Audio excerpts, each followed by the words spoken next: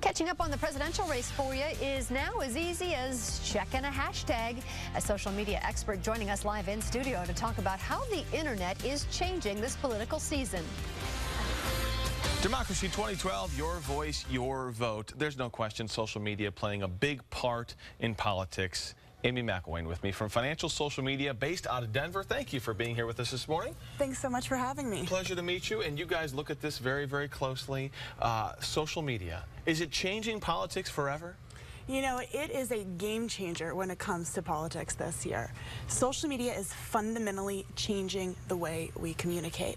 And while the politicians are on stage talking about the issues, the voters are on their computers and on their smartphones providing instantaneous feedback to what is taking place. In huge numbers, too. I mean, this is the blog from Twitter where they say 7.2 million tweets were sent out in an hour and a half during the debate. Is it conversations like this that are helping to change the minds and change the perception of voters?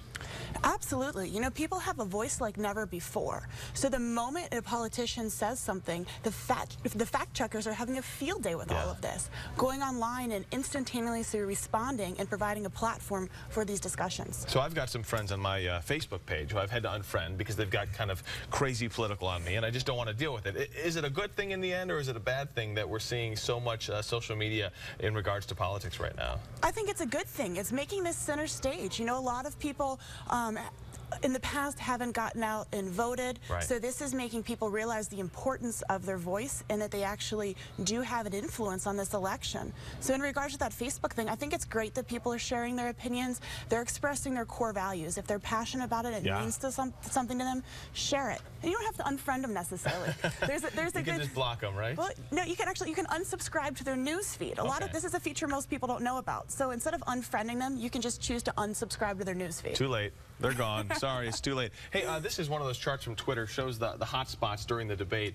And it's information overload. But the question I have for you is, will we be able to tell through social media who wins before that day is over, Election Day? You know, this is a question I get a lot. Is, you know, can social media predict the election? And, you know, based on sheer numbers alone, no. The amount of followers and fans you have doesn't necessarily constitute a vote. That's true. It's about taking action. And an educated voter should realistically be following both candidates so that they can make an educated decision when they set foot in the voting box. Interesting insight on how social media really is redefining politics as we speak. Amy Mcilwain with Financial Social Media, thank you so much for joining us and giving us some of that insight.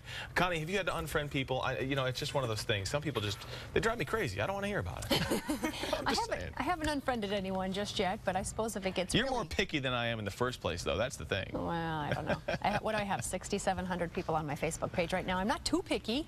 Okay, fair enough. Still ahead for you.